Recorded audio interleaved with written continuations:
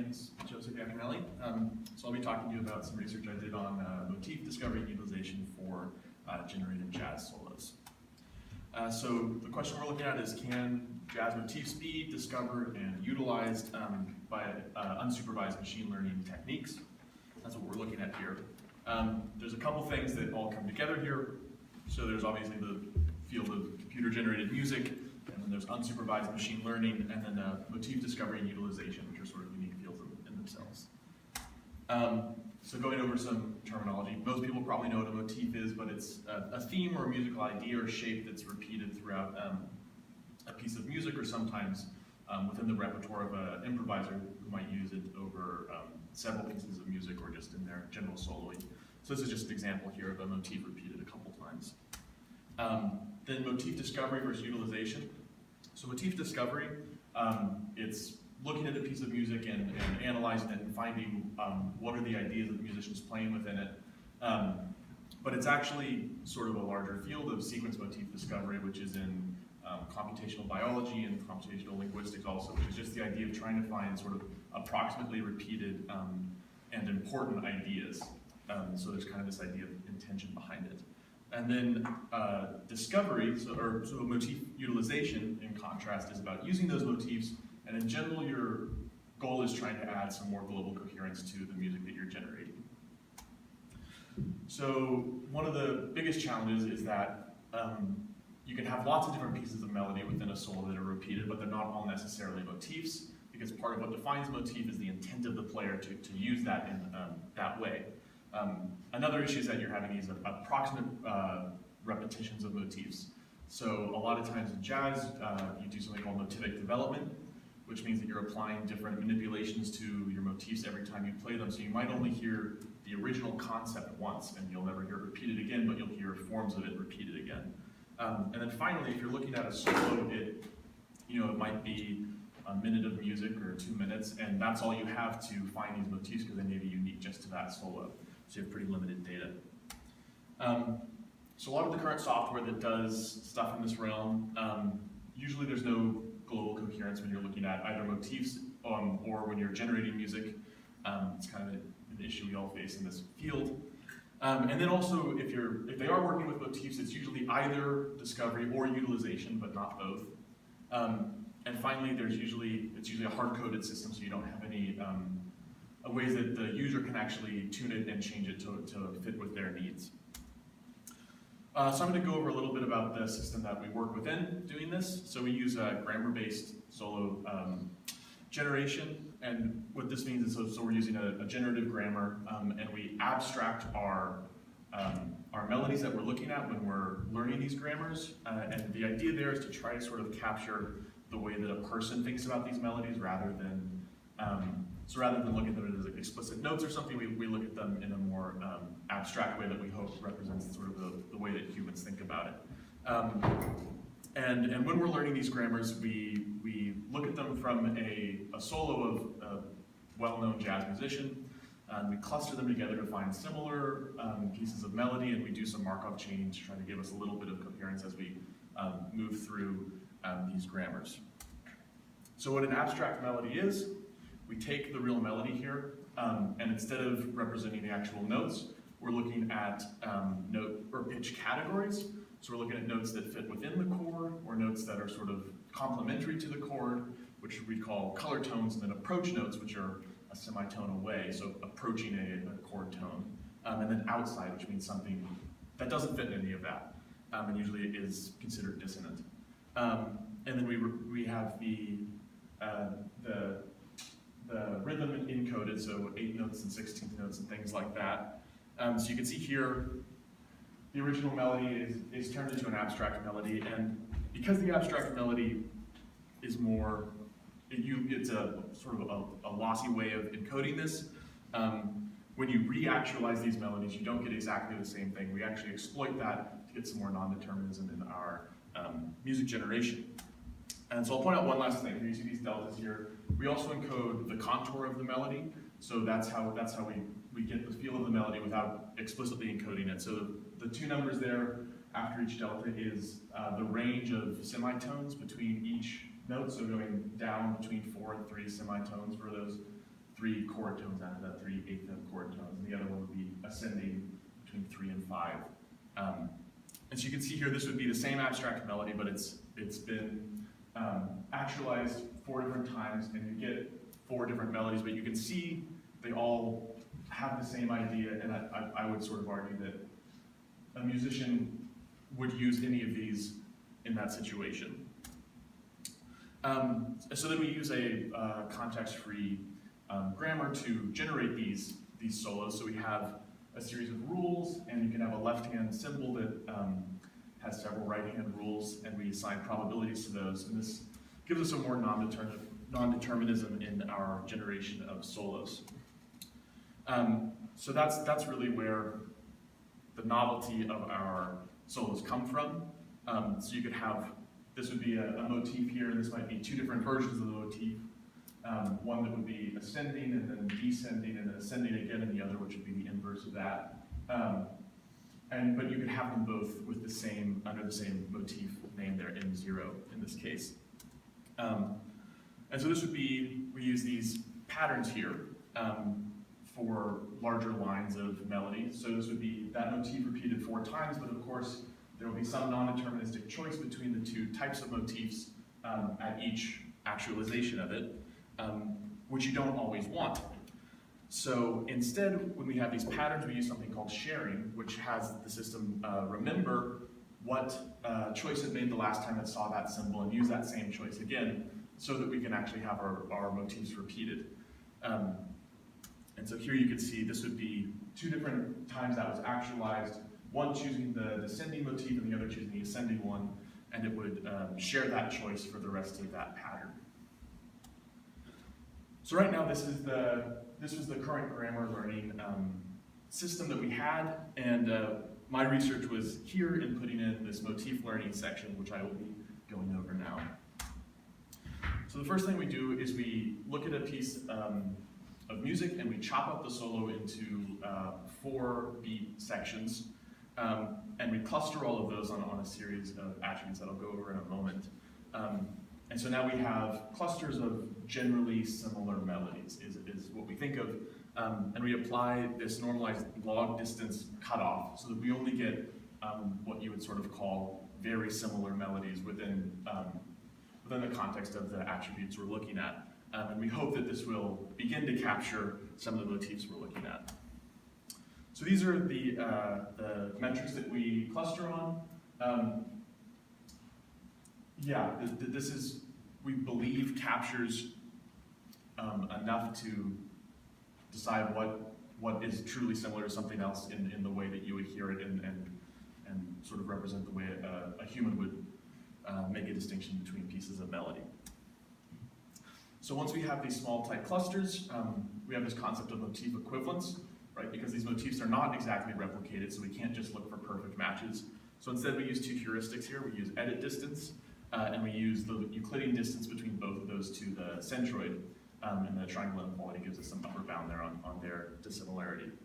And when 2 motifs are considered equivalent, we collapse those into 1, and then we put each cluster into a priority queue, a max priority queue, using the number of equivalent motifs as that priority there. And so then whichever one has the most, we consider sort of the representative for that cluster. And we think of that as sort of the base motif. And some of those motifs following it would be some alterations and some manipulations that the musician applied to that.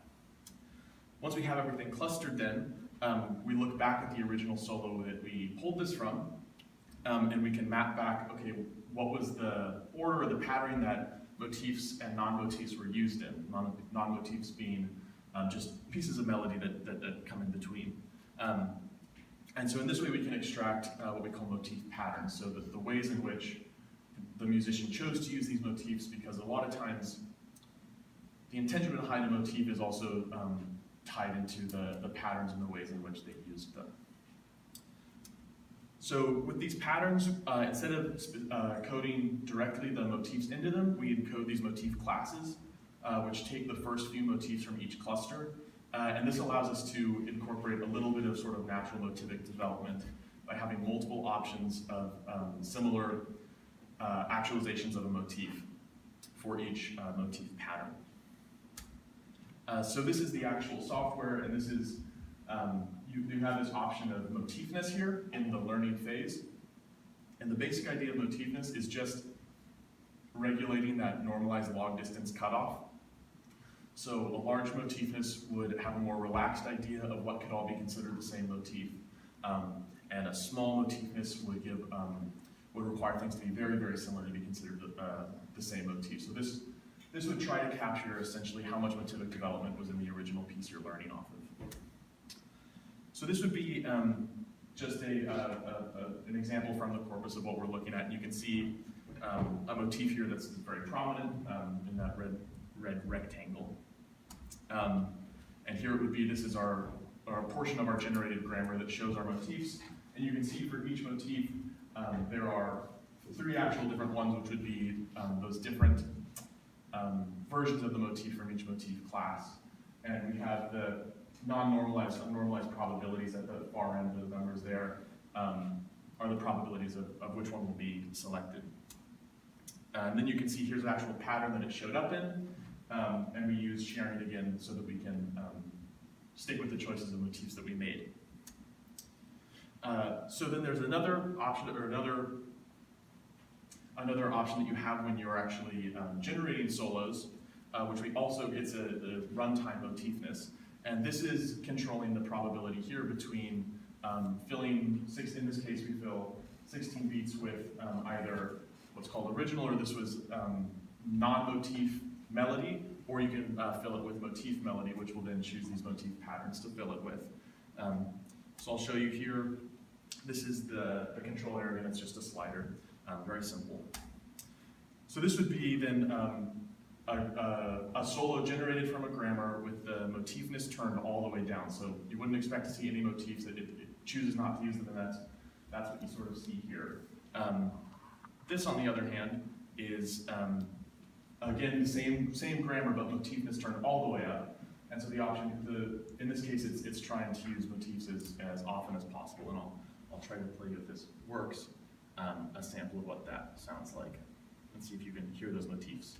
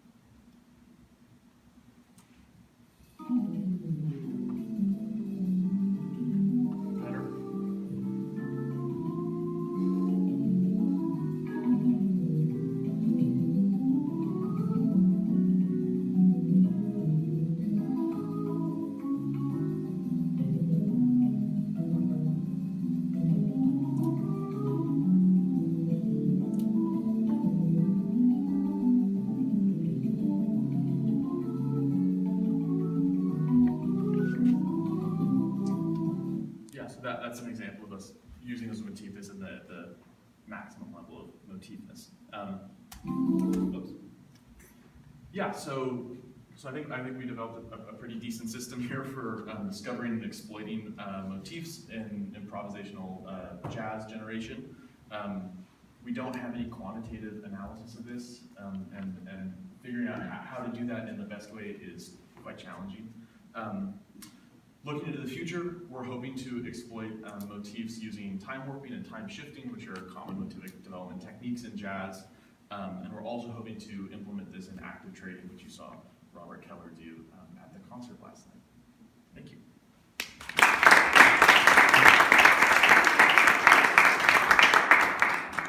Are there any questions for Joseph? Hi, can you explain the link between a motif and a link? If you know what I mean. Yeah, I would say that that's choice of word and maybe the terminology between different styles of music. I think in jazz, often you call it a motif, and sometimes people argue that it's the length of the motif or the lick that would differentiate them. Yeah, so I suppose like you're taking 4 like single how many bars in a motif? So we use a single bar there, but one of the things that the motif pattern does is it can capture that up to 4-bar motifs because it can enforce certain motifs to always follow another one. Oh, okay, Yeah. So it can get that kind of... Yeah, and that's also a parameter that can be changed in your learning. You can choose the window size there. And have you tried, where did you get the material that you learned motifs from? We have a corpus of transcribed solos from different Java artists. Yeah, and are they in MIDI format? Yeah. So originally they're in MIDI format, but we use, they're all turned into this, we call like S expressions. Oh, your own format, yeah. Yeah. Okay.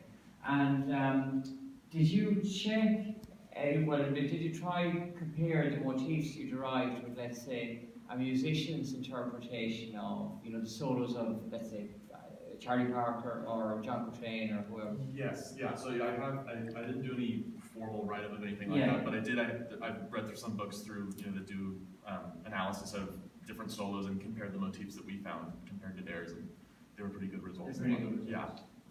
Yeah. Yeah. Okay, all right. Oh, I just want to ask maybe with the chords, is there a relationship between particular motifs and particular chords, or is it fairly open? Like, are the motifs associated more with major 7s or 9s, or minor 7 or 5? One of the things that happens when we convert things to these abstract grammars is that they're interpreted over whatever chord they were originally over, so they become chord agnostic after that, right? Because it's just considered a chord tone, so that's... and so we lose that information. So I couldn't say, but at the same time, it allows us to then use pieces of melody over chords that weren't originally written over and still work. Yeah, now sometimes I suppose you can get, let's say, like a descending run on a diminished scale. Right. And that fits well with the minor 7 flat 5, or one of those other diminished chords that you probably wouldn't necessarily play on a major 7. So that's something that it just isn't captured in the way we represent our melodies. Oh, okay, all right, thanks.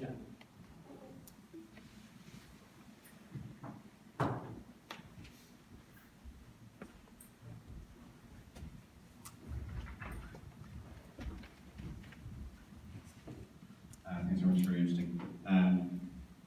I suppose your motifs can be transposed and it's still the same motif. Yeah. There are lots of other transformations which can happen too. Yeah, so it becomes a bit more subjective whether it's still the same motif or not. Tell us what are the transformations which still maintain the same motif. Right now, mainly it's playing over different chords and transpositions. We'd like to incorporate, inversion and like I said, time shifting and time warping. There's a lot of different motivic development. There's kind of a standard set of motivic development manipulations, and so I think it would be interesting to look at implementing those. And I think that would be a reasonable a reasonable place to start for considering melodies that look very different, similar. Great, thanks. So the original process of chopping up the material is aligned with the bars. Yeah. Right. So is that a shortcoming, or does the mechanism eventually allow to go across bar lines? So it will always be beginning with the beginning of a bar and ending with the end of a bar. The idea is that it could, if you had a motif that was a bar and a half, or started a little bit late and ended a little early or something like that, it would still be captured. Though a shortcoming would be that it would also capture whatever notes were in that, and that would be forced to be played with it. Yeah. I think an example of that, a shortcoming in that area would be if the motif required pickup note or two, then we don't really capture those, and so that is a deficiency. And then,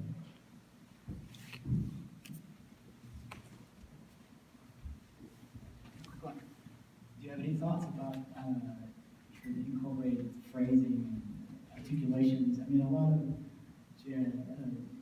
jazz musicians, especially of all kinds of instruments, circulation and phrasing is essential for what you're doing. Do you have ideas about how we might encode that and incorporate Yeah, so right now, nothing like that is in the system. I think that's a really interesting place to go, and I think that's definitely something. When you listen to these, one of the reasons they sound computer generated is because they don't have sort of this really organic phrasing. But yeah, I think that'd be really interesting. I don't have any ideas off the top of my head. Is there a timing issue there as well, that, you know, the transcriptions, that's the Western notation transcriptions of jazz tend to be quite straight, but the playing is actually quite triplet, or it swings a lot? Yeah, so we do have, so all our transcriptions are quantized, but at runtime there is a swing parameter, and you can bump that up or bump that down. So we do at least allow for swinging a melody. Yeah. We have time for one or two more. Any questions? What about arpeggio type motifs? Because they happen in runs, do they? So Like if somebody's playing a lot of fast runs in a solo, they're not so much like a motif, maybe like a blues thing that we repetitive, but a run you might be doing arpeggio up and down. right, yeah. So that is definitely, there are pieces of melody like that do get captured as motifs in this system because someone happened to play a lot of runs, you know, just because that's their style. When working on this, I decided to be over generous on what I called a motif rather than conservative, just because I figured it's better to capture the motifs, because in the end, if I thought I was putting a motif somewhere and I just put a piece of melody, that's okay, but I wouldn't want to miss, you know, an important, interesting motif. Yeah. And could you work out the novelty of a player? So if you took like an amateur jazz player, you know, somebody's playing in a club downtown, you know, a few nights a week, but you know, he's got a day job, and you take, you know, the star of the instrument. Could you tell the difference between, or do you think it would be possible to tell the difference between the originality or the creativity and the use of motifs, and you know, the well-known artist against? Yeah, I wouldn't use the word hack, but I think you could give interesting descriptive statistics on their playing, but I think that's just too subjective. You know, it's too subjective to say. We have some note coloration Yeah. feedback that can help indicate whether something is a hack or not. So Yeah. there is some. Hack detection. To that respect, and I think it's related, and I also feel curious. You say that for the clustering of the motifs you use K-means. How do you choose the K? Right. You have some methods for that, and you already said. Yeah, we start with a large K around. I think we start at 20, and then we prune small clusters. We just get rid of them. And qualitative evaluation of the results. What's the what? How do you like decide when to stop? Where I stop pruning. Yeah. So that's based off of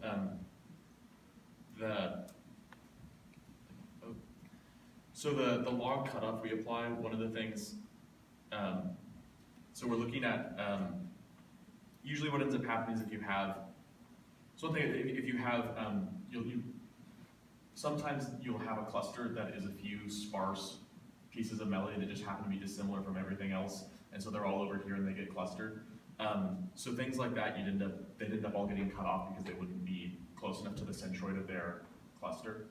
So the bits of maybe originality they get rid of the system.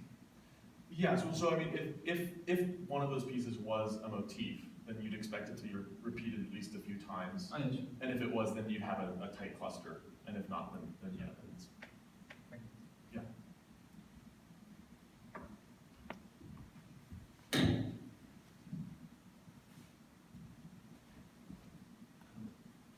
Some way to learn the probabilities in your probabilistic grammar. Do you think you could incorporate a human in the loop there when learning those probabilities? Yeah, that's one of the things we're interested in doing. Is we have these grammars and they're